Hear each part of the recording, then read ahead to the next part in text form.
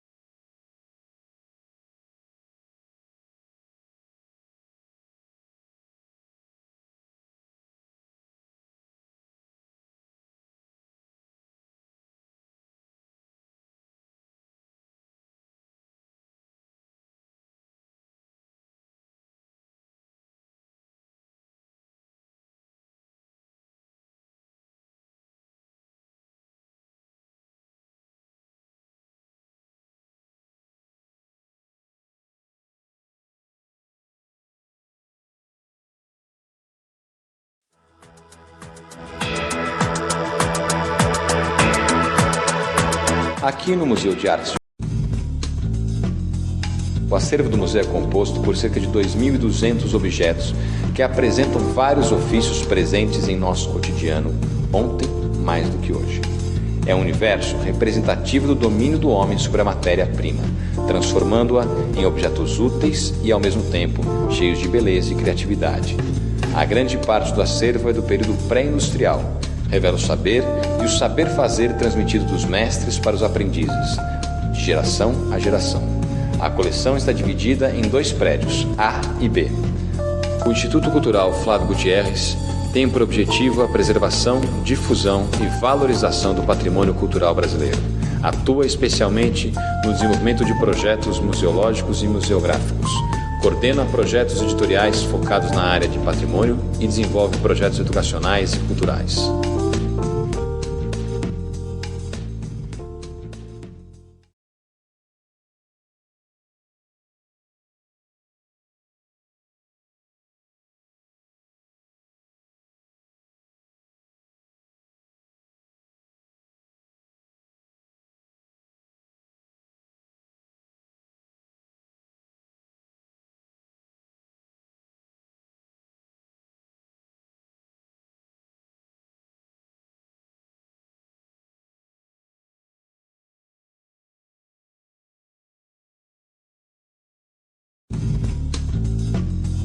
O acervo do museu é composto por cerca de 2.200 objetos que apresentam vários ofícios presentes em nosso cotidiano, ontem mais do que hoje. É um universo representativo do domínio do homem sobre a matéria-prima, transformando-a em objetos úteis e, ao mesmo tempo, cheios de beleza e criatividade. A grande parte do acervo é do período pré-industrial.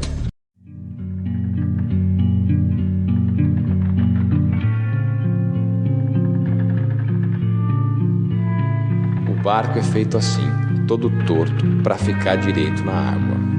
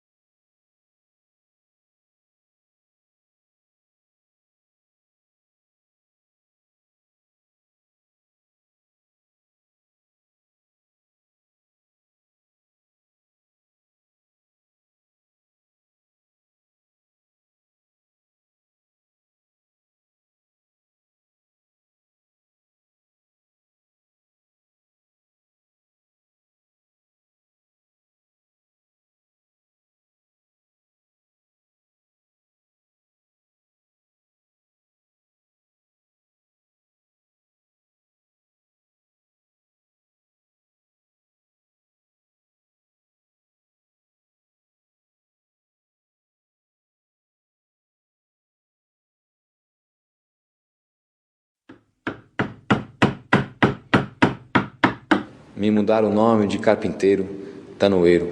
Hoje sou carranqueiro.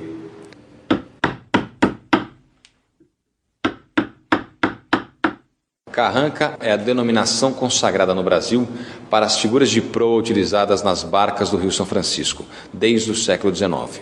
São esculturas sempre em forma de animais que funcionavam como amuletos para proteger os navegantes contra as maldições e os perigos do rio. O escultor se guiava mais por sua inspiração e pelas condições do tronco em que trabalhava. Seu ferramental era vasto e variado: machado, enxós, formões, goivas, grosas, macetes e outros instrumentos de todos os tipos e tamanhos lhe forneciam os recursos técnicos necessários para a confecção da peça.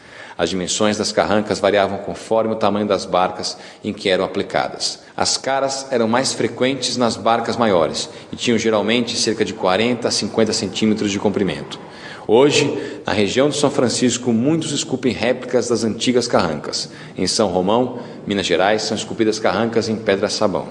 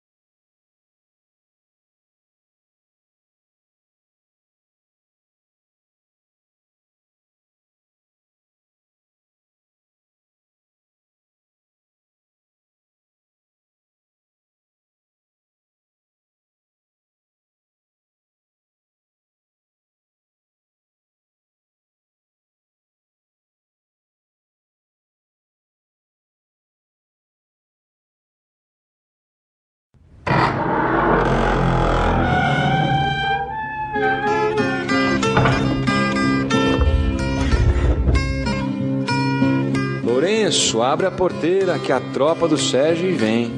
Tem uma mula de guia que não respeita ninguém. Tocado, bate no couro, a mula honra também. Desde o século XVIII, o ofício do tropeiro é citado em documentos e descrito por viajantes europeus. Eram os tropeiros e viandantes proprietários de cavalhadas e muladas. Uma qualidade importante desse ofício era a habilidade na escolha dos animais e dos assistentes, os peões, que atuavam em troca de um salário. Além de astúcia para negociar os preços das mais variadas mercadorias, os ajudantes precisavam de grande dose de coragem para enfrentar os obstáculos naturais dos tortuosos caminhos e picadas do Brasil colonial. Toda a tropa, quando organizada, reservava papel especial para uma mula, geralmente mais velha, bastante conhecida dos outros animais, para poder atraí-los e evitar dispersão. Era a madrinha. Vinha sempre na cabeça da tropa, abrindo a caminhada, com a fila dos cargueiros na retaguarda.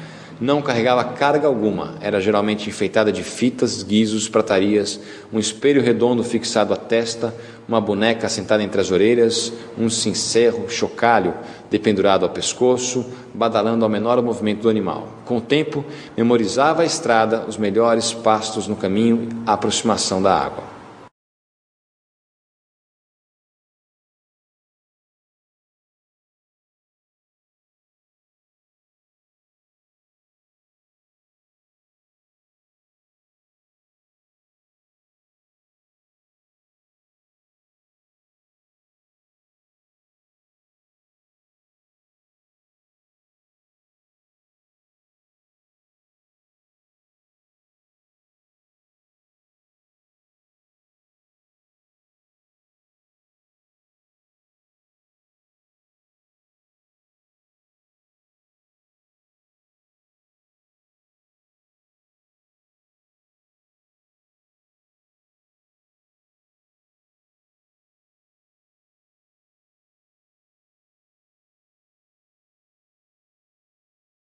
Triste sina do tropeiro, que atravessa o Mato Grosso, chuva, frio, trabalho e fome, e bugre e tigre colosso.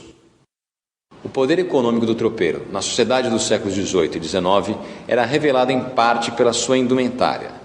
As roupas usadas pelo tropeiro resultavam das exigências naturais do seu trabalho, que o obrigava a enfrentar caminhos difíceis e perigosos e a dormir ao relento. Com funções de grande comerciante, ele mantinha contato com um público variado, de simples mineradores, padres, comerciantes, até contratadores de diamantes. Os trajes típicos dos tropeiros tinham influência espanhola, especialmente os grandes chapéus de feltro e a manta sobre os ombros.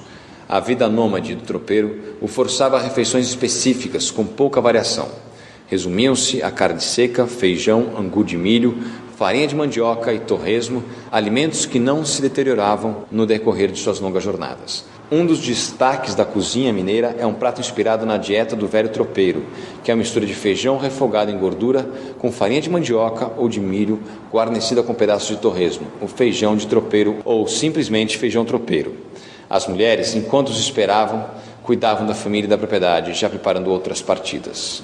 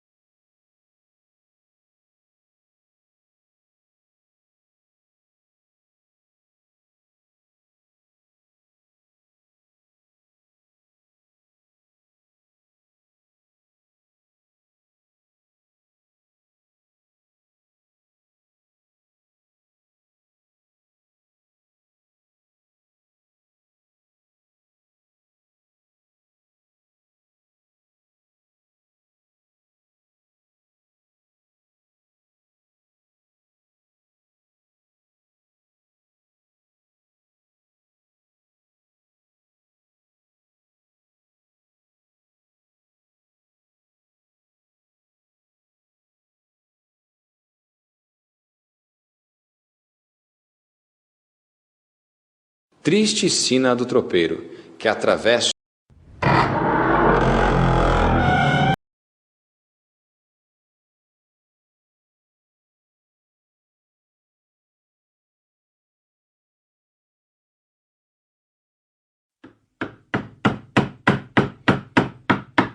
me mudaram o nome de carpinteiro, tanoeiro.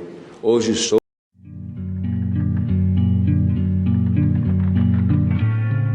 Os ambulantes têm uma longa tradição na paisagem urbana do Brasil. Como vendedores ou prestadores de pequenos serviços, são personagens que resistem à passagem do tempo. No século XIX, os ambulantes eram componentes típicos das ruas das grandes cidades. Pessoas pobres que participavam de feiras livres e mercados públicos, exibindo as mercadorias em baús pendurados no ombro ou em caixas de madeiras abertas. Os negros de ganho, escravos, estavam por toda a parte no Rio de Janeiro e tinham no balaio o seu maior instrumento de trabalho. Vendiam-se de tudo: frutas, verduras, utensílios e adornos. As mulheres negras, escravas ou libertas, ocupavam os mercados e monopolizavam o comércio de comidas preparadas, doces ou salgadas, vendidas na rua em tabuleiros. Entre os ambulantes havia músicos que animavam festas religiosas ou profanas e também aqueles que, com seu realejo, vendiam a sorte nas ruas. Atualmente, os camelôs são a face mais visível da economia informal, ocupando as ruas das grandes cidades.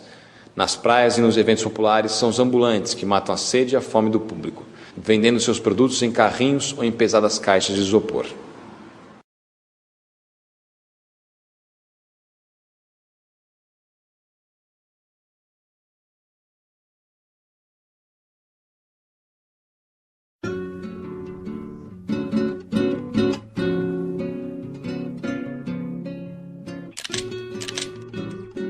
As praças de antigamente tinham um personagem habitual, um fotógrafo popular que tirava fotos instantâneas.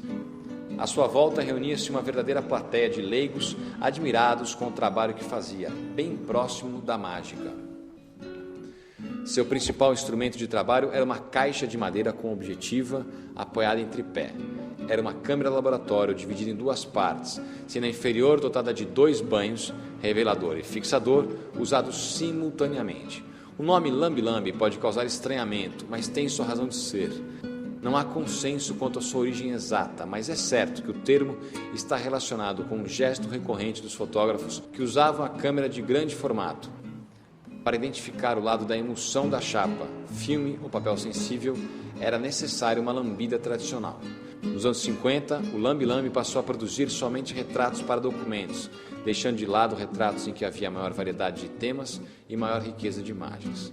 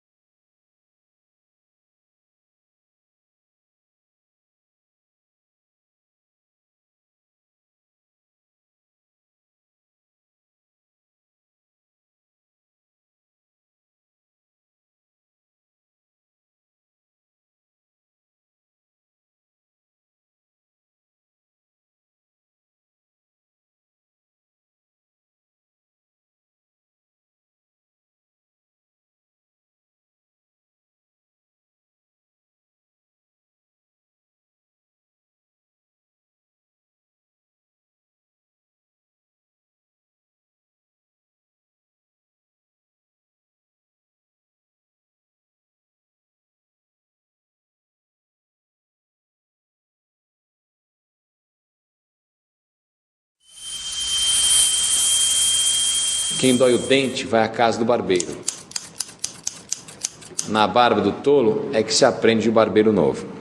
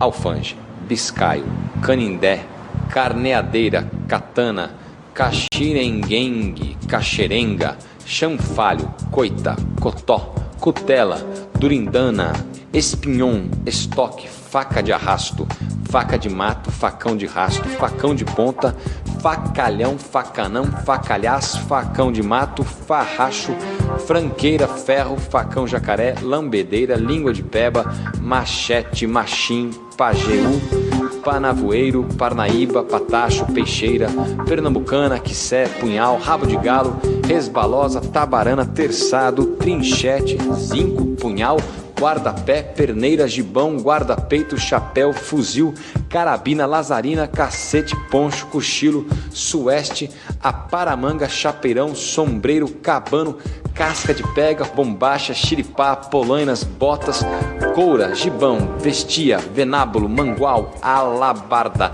bastão, bordão, báculo, boleadeira, varapau, espingarda, canivete, carabina, bacamarte, pistola, garrucha, revólver, carrancas, amuletos, oratórios, fetiches, ex-votos, armas de fogo, ferramentas transformadas em armas, roupas que são verdadeiras armaduras, oratórios, sortilégios diversos. Afinal, para que tanta proteção?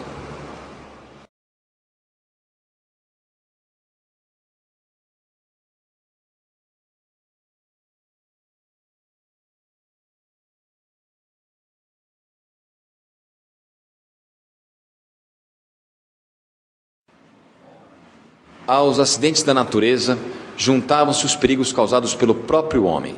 Elementos hostis, como quadrilheiros, piratas, bandidos comuns ou até pessoas forçadas a defender seus direitos, escravos em busca da liberdade ou índios procurando escapar da exploração do colonizador, eram inimigos de quem vivia nas trilhas e estradas. O próprio governo era um obstáculo. Durante todo o período colonial, desencorajava o ir e vir das pessoas como forma de controle social e econômico. Era exigido o uso de passaportes a quem ia de uma cidade a outra, e havia vários pontos de controle de modo a desestimular as viagens. Em Minas Gerais, até o século XVIII, tal controle estava estreitamente ligado à necessidade de impedir que se desencaminhasse o ouro.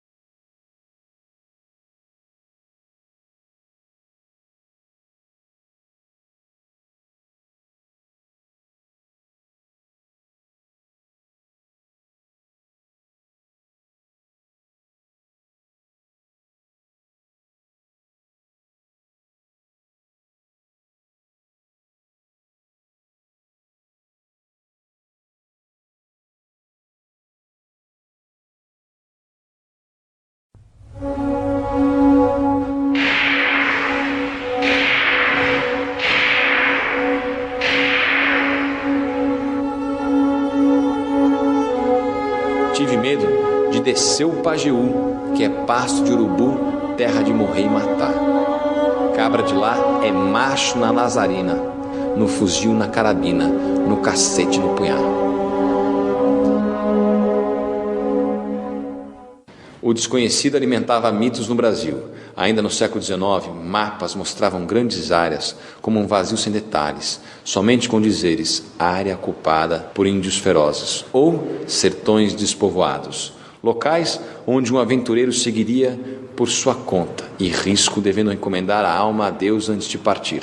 Pessoas que ganhavam a vida transportando ou vendendo mercadorias, percorrendo grandes distâncias em deslocamentos constantes, mascates, tropeiros, caixeiros, estavam sempre às voltas com perigos de toda sorte e logo procuravam obter os meios mais adequados para se precaver dos percalços.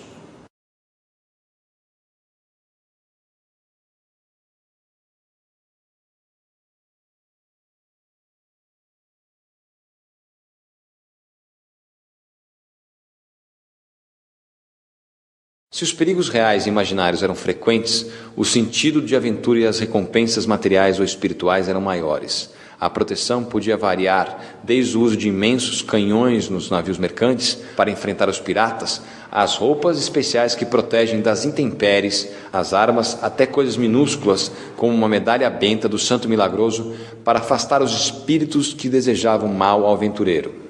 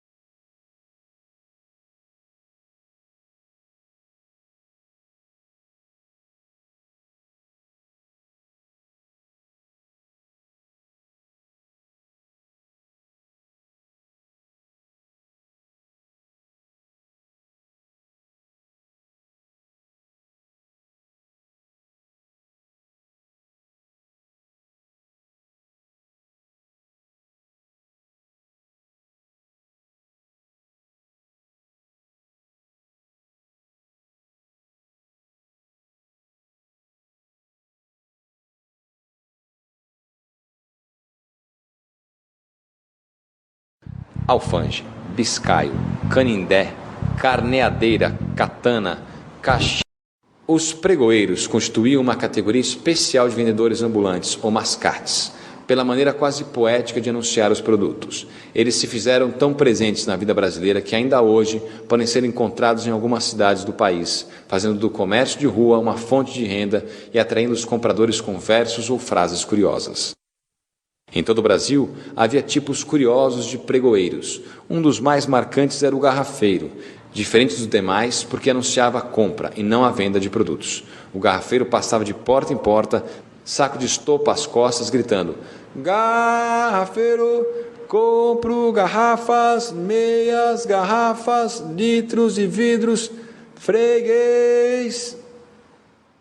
Depois, revendia todo o material para as fábricas de bebidas e farmácias. Um outro tipo era o compra-tudo, que não fazia por menos. Aceitava ouro, chumbo, roupa velha, sombrinha.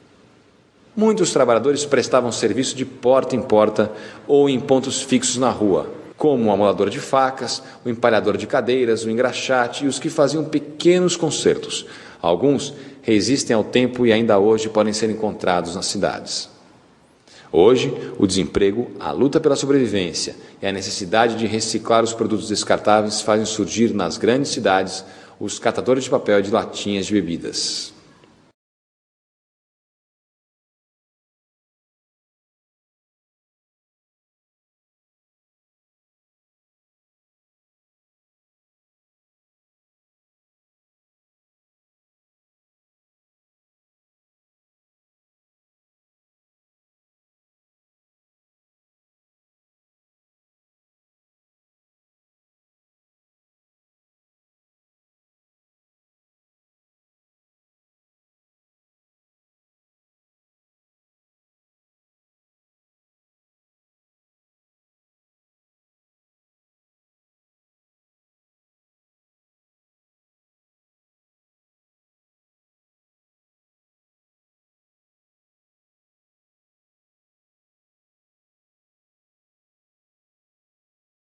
Os pregoeiros constituíam uma categoria especial de vendedores ambulantes,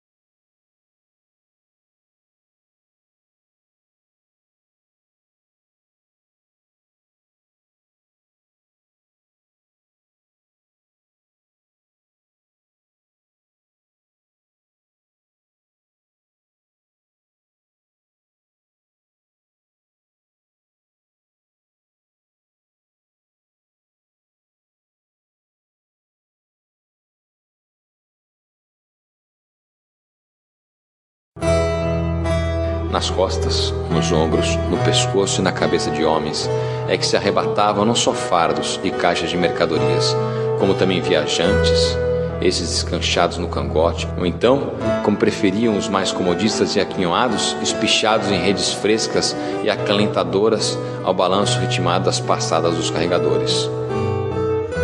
Até quase meados do século XVIII, o transporte de carga no Brasil empregava principalmente a força humana. Eram usados para essa finalidade escravos africanos ou índios. No século XIX, os negros que sobreviviam nas cidades carregavam de tudo por um vintém. Apesar da crescente modernização das tecnologias de produção, algumas atividades ainda utilizam o trabalho braçal. Nos portos, por exemplo, carregadores e estivadores continuam se valendo da força de seus ombros e músculos. A grande diferença é que hoje, esta categoria está organizada em sindicatos com capacidade de reivindicar melhores condições de trabalho.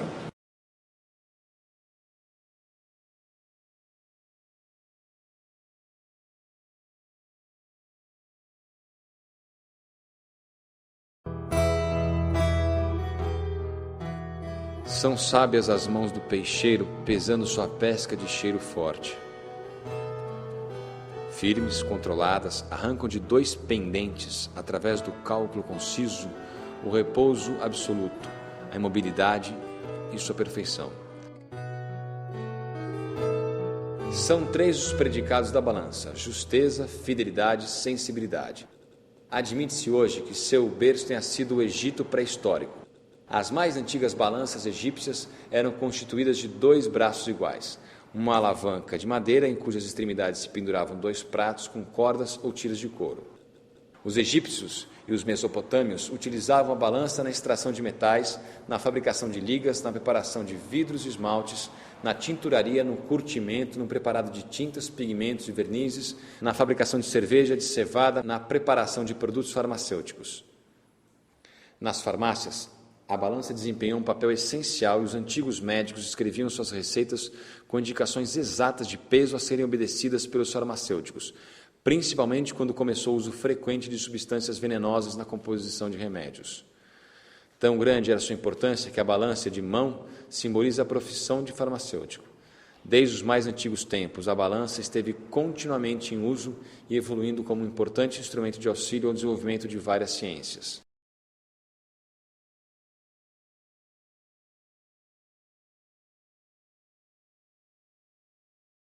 Muito, pouco, bastante, alto, baixo, nem tanto, grande, pequeno, médio, pesado, leve, quase cheio, quase vazio, lento, rápido, grosso, fino, médio, longe, perto, logo ali, mais ou menos.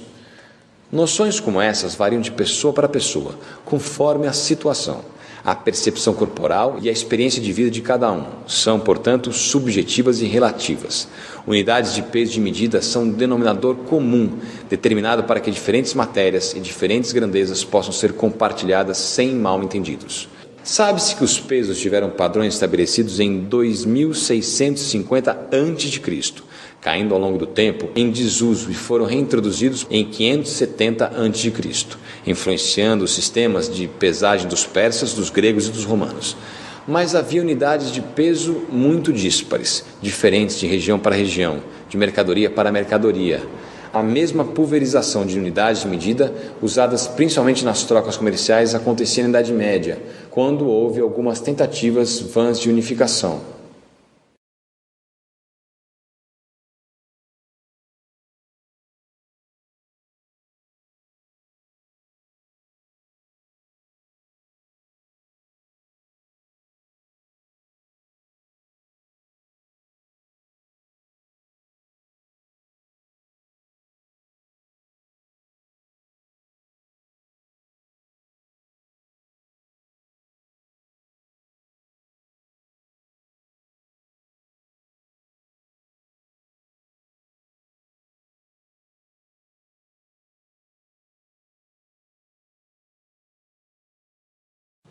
E os carros de roça passavam gemendo, com suas imensas rodas inteiriças.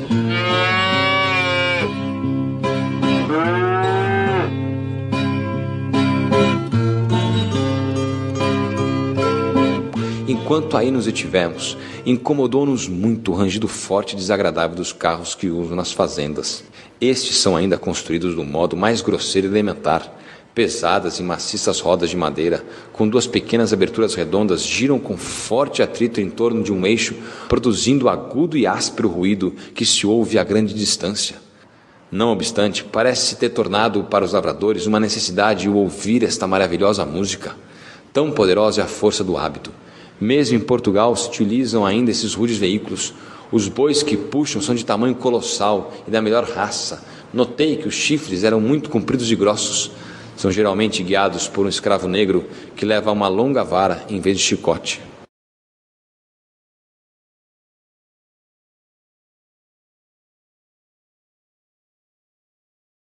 O transporte de cargas por longas distâncias sempre exigiu soluções criativas. Entre os tipos de transporte mais antigos estão o couro de arrasto, um pedaço de couro colocado diretamente no chão, tendo sobre ele a carga e puxado em uma das extremidades, e os troncos rolantes que foram utilizados para transportar os grandes blocos de pedra utilizados na construção das pirâmides do Egito. Marco fundamental na história foi a utilização da roda nos transportes terrestres. Não é possível estabelecer com precisão o período exato em que se iniciou o emprego da roda. Sabe-se apenas que foi na Mesopotâmia, aproximadamente entre 4.000 e 3.500 anos antes de Cristo.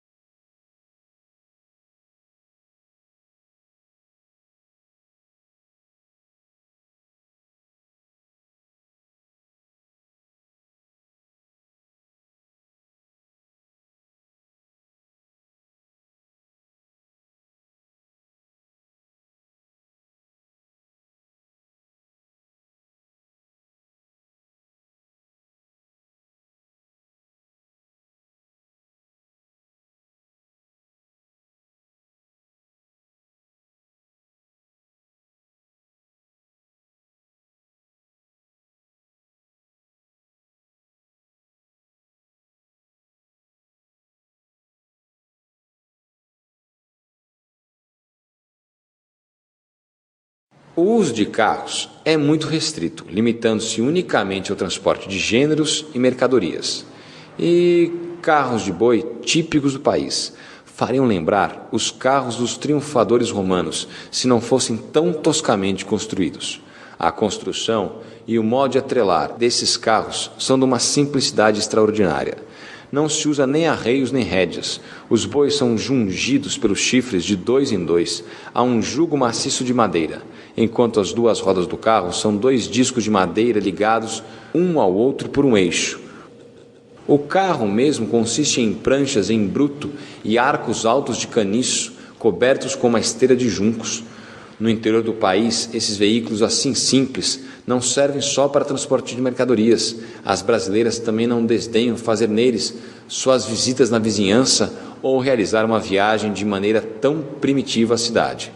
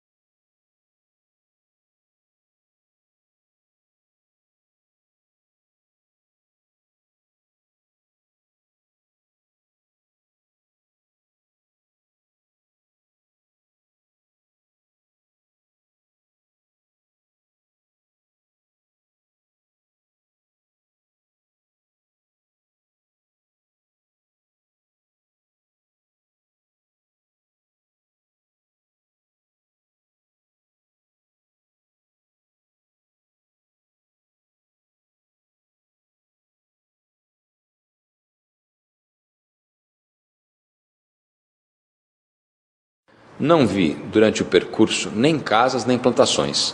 Em compensações, encontrei várias carroças, atreladas a 3 ou 4 pares de bois, que levavam as famílias ao arraial para a festa de Páscoa.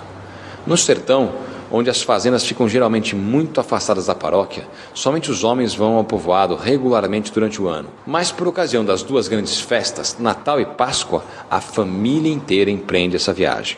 Mulheres e crianças são metidas dentro dos carros de bois e eles passam alguns dias na casa que possui no arraial para em seguida retornarem à fazenda. As carroças, nas quais são feitas essas viagens, são as mesmas usadas pelos agricultores de algumas partes da comarca de São João del Rei, que não são muito montanhosas para o transporte de seus produtos.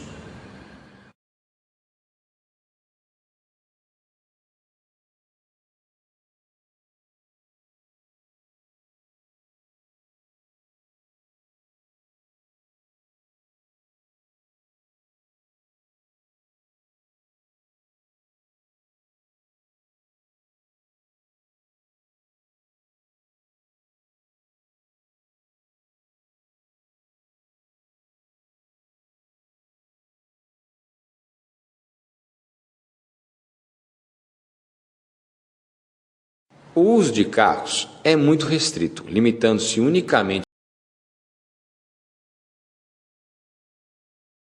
O transporte de cargas por longas distâncias sempre exigiu soluções criativas, e os carros de roça passavam gemendo. Muito, pouco, bastante, alto, baixo, nem tanto, grande, pequeno, médio, pesado.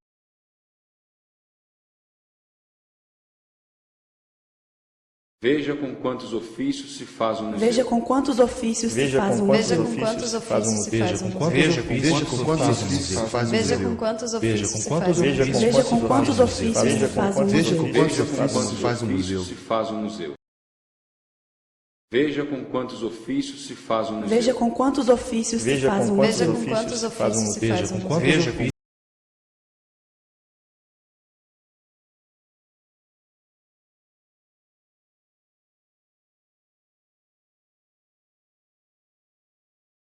6 negros, durante 4 horas, lavaram 2 bateias com 1 tonelada de cascalho. A partir de sua descoberta na última década do século XVII, por um bom tempo o ouro e as pedras preciosas tornaram-se a própria razão de ser da região conhecida como as Minas Gerais.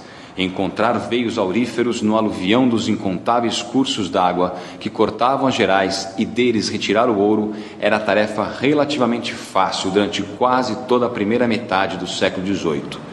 As técnicas mineratórias disponíveis na época da febre do ouro eram rudimentares e as ferramentas simples e poucas. Para tirar o aluvião, bastava uma picareta e uma pá, enquanto a movimentação circular da bateia separava as pepitas e lascas de ouro do minério bruto. O trabalho era bastante árduo, pois o minerador se expunha simultaneamente ao calor do sol tropical e ao frio das águas correntes, enquanto os vários movimentos exigidos pelo processo de remoção do minério bruto e de separação do ouro nas bateias era extremamente cansativo. Nessas condições, a demanda por novos braços sustentou a importação de dezenas de milhares de escravos africanos. Provavelmente, tudo indica que a vida do escravo minerador era consideravelmente melhor que a dos cativos pertencentes aos grandes engenhos. A natureza essencialmente individual da faiscação, a mobilidade espacial do empreendimento, a familiaridade entre senhores e escravos favorece a implantação do sistema de ganho, como era conhecido principalmente nos centros urbanos de Salvador, Recife e Rio de Janeiro. Esse sistema exigia dos escravos negros ou negras de ganho a entrega diária ou semanal ao senhor de uma quantia fixa de dinheiro, permitindo-lhes que se sustentassem com o resto de seus ganhos. Por sua capacidade de estimular a produtividade do trabalhador escravo, a adoção do sistema de ganho na mineração foi quase que imediata, cabendo aos próprios escravos mineradores administrar a renda que excedia a cota estabelecida pelo senhor. Nos dias livres, geralmente domingos e dias santos, os escravos preferiam continuar os trabalhos de faiscação. É neste contexto que se pode compreender como e por que as alforrias se tornariam muito mais frequentes nas Minas Gerais do que em outras regiões.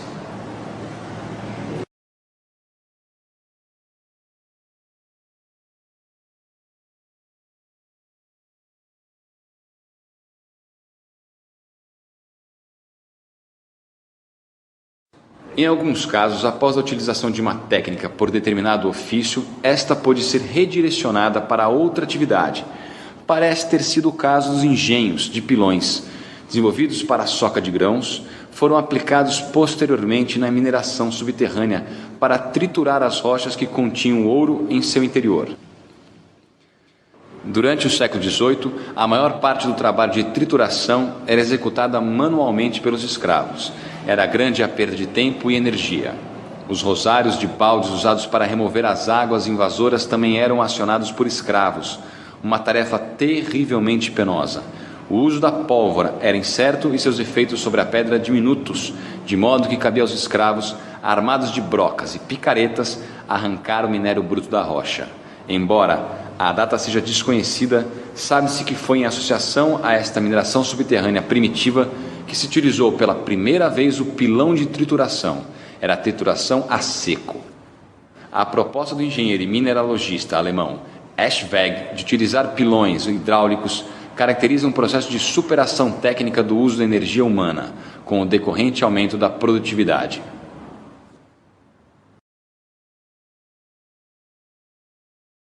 Os ofícios ligados à transformação de metais no Brasil desempenharam um papel de relevo na indústria açucareira, desde seus primórdios e também na construção naval. Em Minas, a demanda histórica por artefatos de metal, principalmente os de ferro, foi quase sempre insaciável.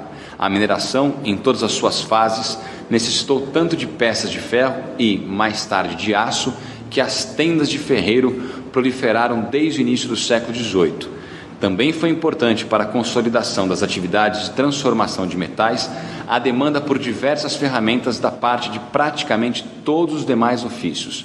Para transformar o couro, a madeira, a argila, as pedras, preciosas ou não, os panos e os demais metais, era imprescindível a produção das forjas, bigornas e mais tarde das fundições. Instrumentos de ferro também eram largamente utilizados na agropecuária, desde as pequenas roças, passando pela criação de grandes e pequenos rebanhos de bovinos e de outros animais, até os engenhos de açúcar conhecidos por reais, porque movidos por força hidráulica. Apetrechos e peças de ferro foram essenciais também para a movimentação das tropas de burros e carros de boi e, portanto, para o transporte da variada produção mineira em direção aos mercados consumidores mais promissores.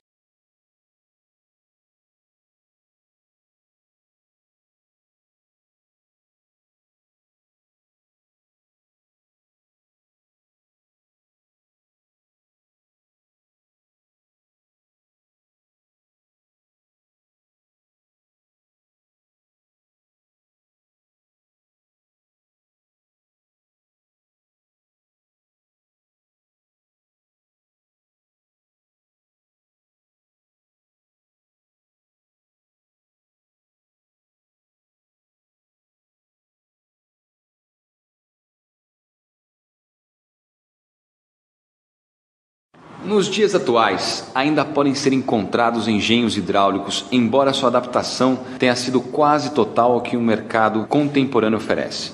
Quando a roda de madeira sobrevive, o restante do equipamento já é de metal fundido, produto de atividade urbana e industrial.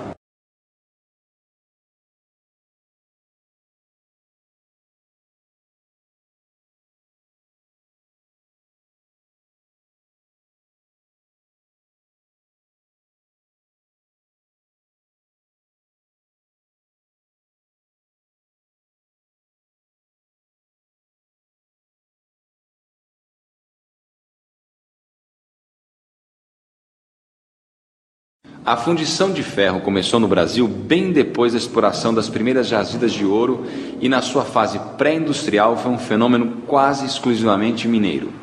As barras de ferro e o aço, o cobre, o latão e a folha de Flandres, que serviam de matéria-prima para os artífices em metal, figuravam entre as mais frequentes e essenciais importações das Minas Gerais. Quase todas as fundições de ferro das minas dos séculos XVIII e XIX faziam parte das grandes fazendas típicas do período e dependiam quase inteiramente do braço escravo.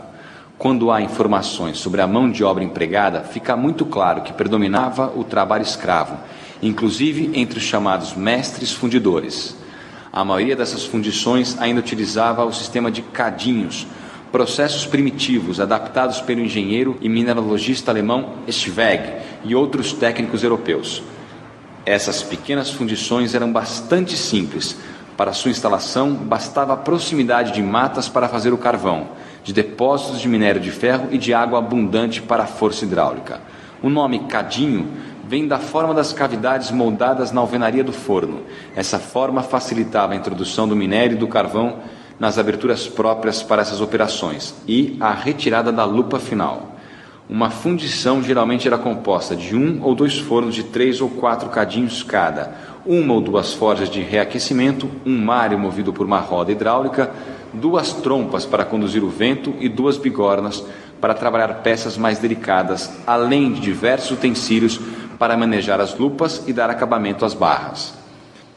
É grande o elenco de trabalhadores de metal encontrados no passado pré-industrial brasileiro.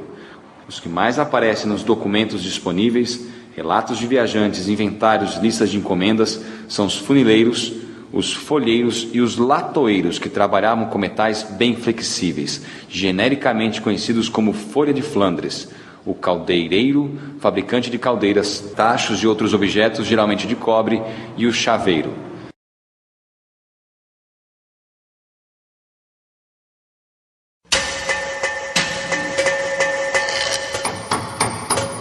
Casa de ferreiro, espeto de pau. Embora raramente fossem ricos, até meados do século XIX, os artesãos brasileiros quase sempre eram donos de alguns cativos, os quais, algumas vezes, eram todos treinados no ofício do senhor. Em cidades como Salvador e Rio de Janeiro e nas Minas Gerais, havia também oficinas nas quais todos, dos aprendizes ao mestre, eram escravos. Tais empreendimentos pertenciam a viúvas de mestres de ofício ou a membros das camadas mais abastadas da sociedade. Particularmente no período anterior ao século XIX, os ferreiros, serralheiros, armeiros e outros deviam, em princípio, se organizar em corporações de ofício, inspiradas no modelo de corporações medievais que ainda predominavam em Portugal no início da época moderna. Essas corporações, sob a vigilância das câmaras de cada vila, deveriam zelar pelo cumprimento de uma série de normas, controlando a qualidade da produção, os preços cobrados e o sistema de ingresso de cada indivíduo no ofício. Mas no Brasil, elas eram instituições muito fracas. As câmaras não deixavam de taxar as licenças para a prática deste ou daquele ofício, mas mal supervisionavam a realização dos exames de aptidão. Nas Minas do século XVIII, essa situação se agravaria, pois nem os exames eram aplicados e as licenças eram concedidas aos amigos dos juízes de ofício. Aparentemente, o Estado português pouco se preocupou com a estruturação das corporações de ofício no Brasil. Em Minas, ele parece ter dado preferência à agregação de artífices em torno de irmandades e ordens terceiras.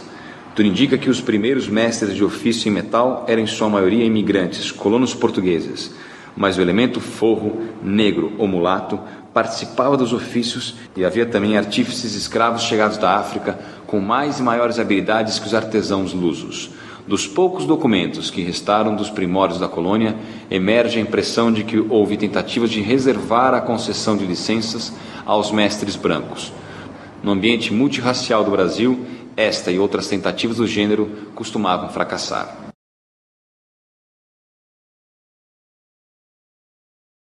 Três barris de arcos de ferro e mais um com arcos de pau, sem tampa. A profissão de tanoeiro, construtor de cubas, pipas, balseiros, tonéis e barris para conservação e transporte de bebidas alcoólicas, chegou a ser considerada uma arte e era muito demandada, mas perdeu prestígio no final do século XIX. Hoje, os processos de transporte, engarrafamento, rolhagem e rotulagem das garrafas se modernizaram, e o tanoeiro limita-se a, artesanalmente, reparar recipientes e construir barris decorativos.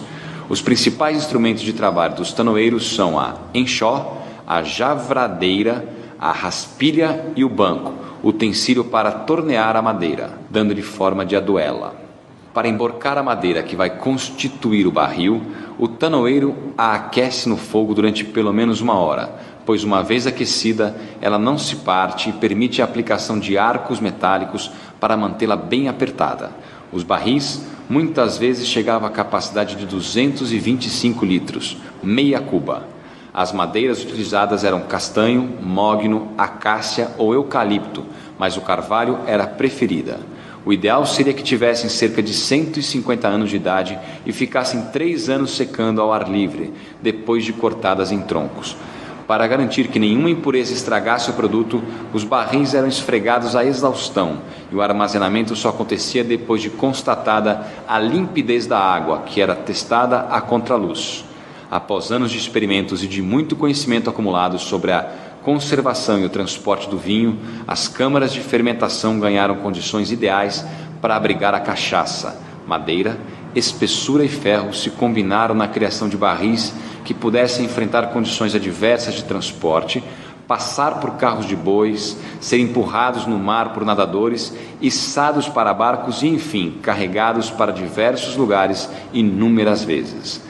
Eram vedados com tiras de casca do tronco da bananeira para que pudessem suportar qualquer clima sem que a bebida vertesse ou evaporasse.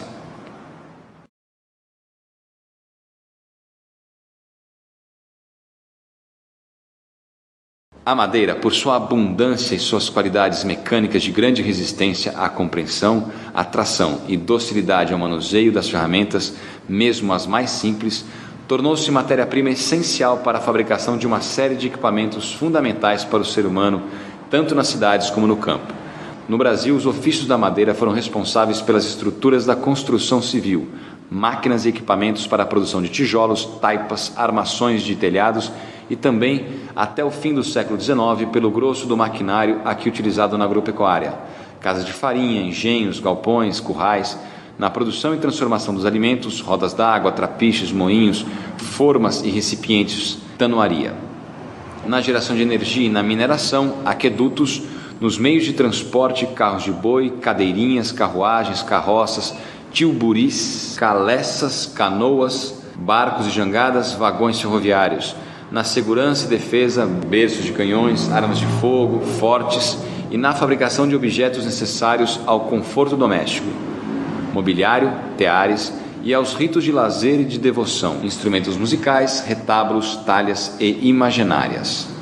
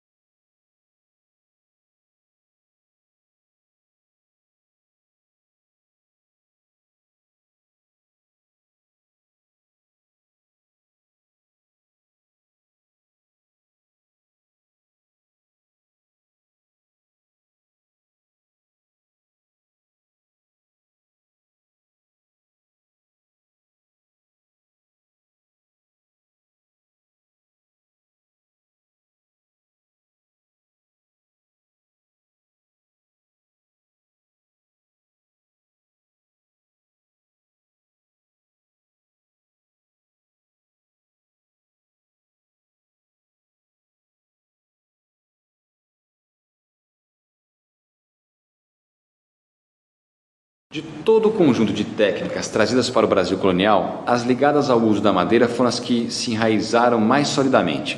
Os imigrantes, italianos do norte, alemães, austríacos e poloneses, que aqui aportaram, por ocasião da progressiva extinção da base escravista da economia brasileira, contribuíram para a inclusão de técnicas estabilizadas em outras culturas, tais como o uso de bitolas e desenhos diferentes, tanto no mobiliário quanto na construção. Também os italianos do Tirol, austríacos e japoneses deixaram suas marcas nas técnicas brasileiras da madeira.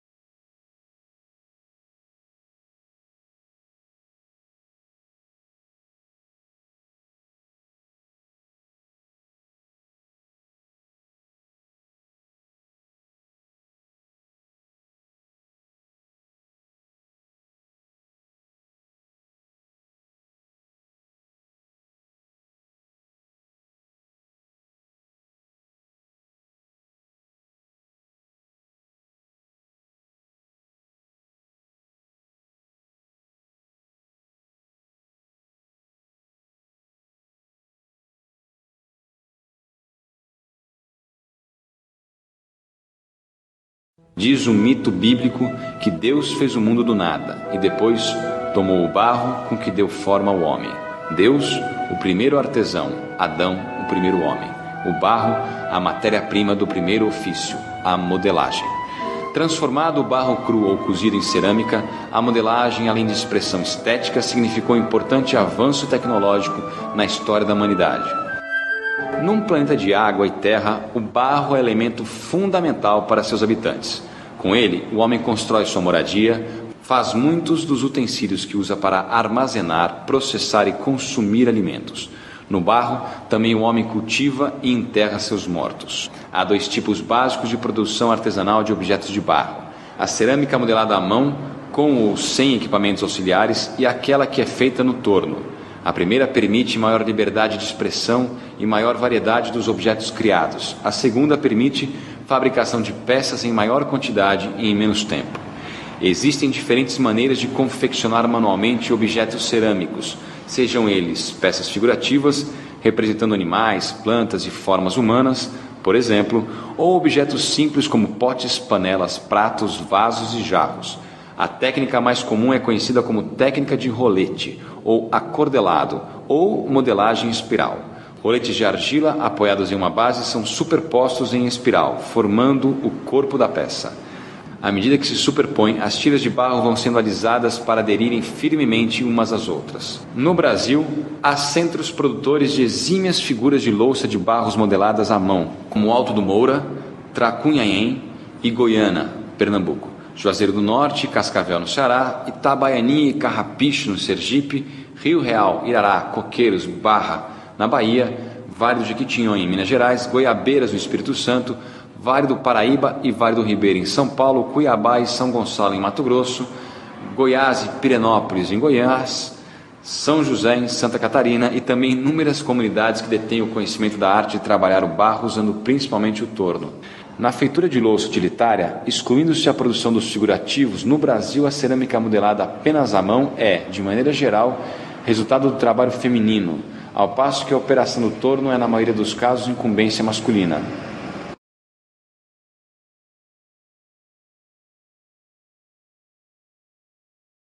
Três barris de arcos de ferro e mais um com arcos de pau, sem tampa.